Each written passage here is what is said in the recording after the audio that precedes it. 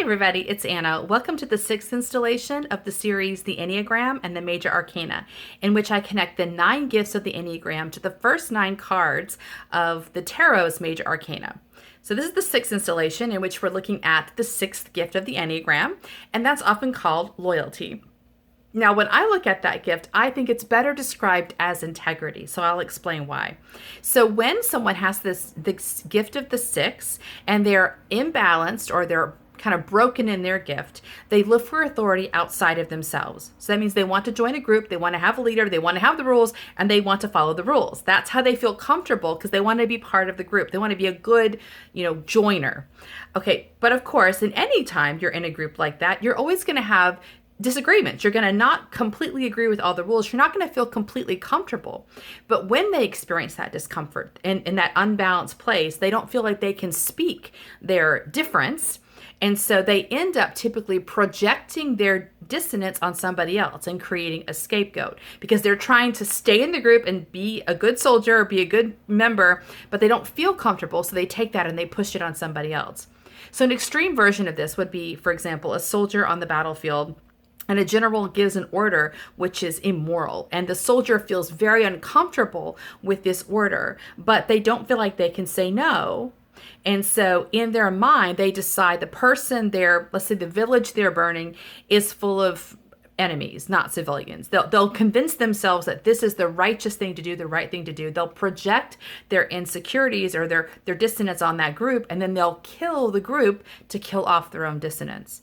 So a much less radical version, but it's a pretty regular version, happens in almost any institution where you have a very stable membership and, they're kind of getting along. They seem like they're all on the same page, but then somebody shows up who's a little bit different, who has different ideas and kind of taps into all that insecurity of people who aren't really on the same page. They're just, pretending like they are, and they end up putting all of that energy on the outsider and kind of banishing them and scapegoating them. Those are 6s working out the fact that they feel uncomfortable with following, lockstep with the leader.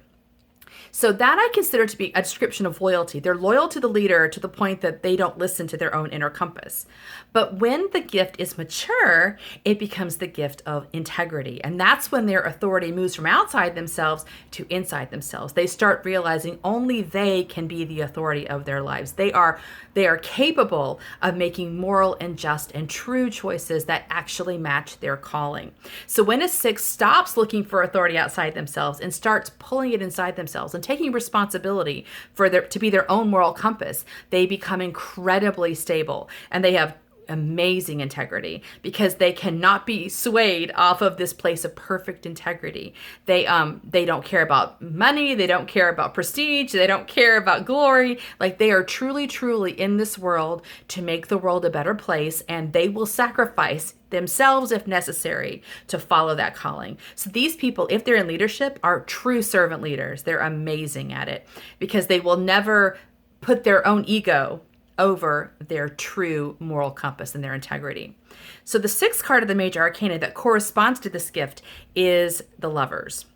And so people often think of this card as being about partnership, obviously, but it actually, to me, the lesson goes a lot deeper than partnership. This does have an image of the Adam and Eve in the Garden of Eden, which is a typical story from, a Genesis story from Hebrew and Christian text. And people often think of the Garden of Eden as like the fall, right? Like you fall from grace.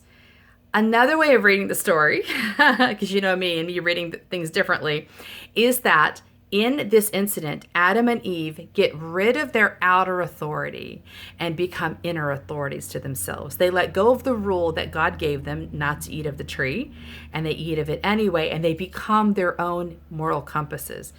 Now, what people who think that the garden story is all about being banished and it's all being punished fail to recognize that it's not until Adam and Eve leave the garden and take ownership and authorship of their lives that they are able to have children. They're able to make things happen in the world. That's when they become co-creators with God. So actually, eating from the tree is almost like God's test to them. Will you always follow the rules, or will you claim moral authority for yourself so that you can co-create with God? And it is only when we move into that place of taking responsibility for ourselves as adults, and not as children following rules, but as adults, that we become stabilized in our own integrity. We become the person who authors our own life.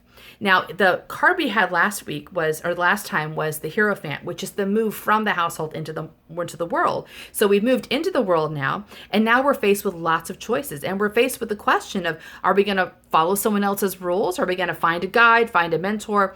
Or are we going to kind of turn back into ourselves and say, I'm the one who knows what my path looks like. I'm the one who can find the path.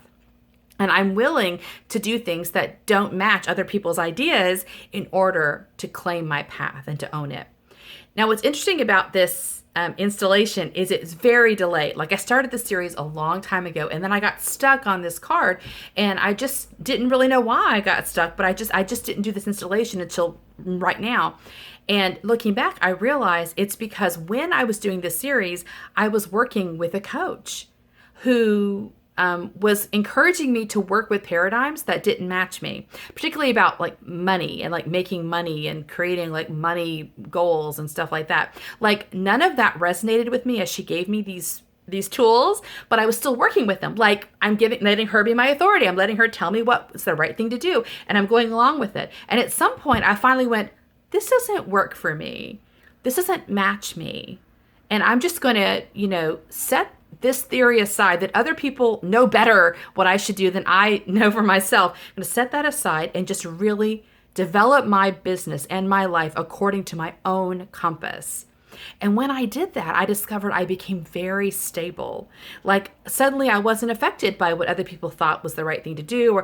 And I was fine. It was fine with me that they had their own way of doing things. It didn't bother me that other people had these other images and other plans for their lives. I figured they must have their own way. That has nothing to do with me. It didn't bother me because I was able to say, I have integrity. You have integrity. So let's all just honor the fact that we're all doing the best we can instead of trying to tell each other what to do. And that's a huge step where you stop taking responsibility or straightening everybody else out, and you don't let anybody else straighten you out, and you feel really comfortable and solid in believing in yourself. That's this card. That's the step of integrity. And that's that's the move of the 6 from the broken place into the mature place. And this is where you really start feeling yourself in your life in a powerful way. I hope that's helpful for you today, and I'll see you next time on the next installation, which won't be months away like this last one was. Bye.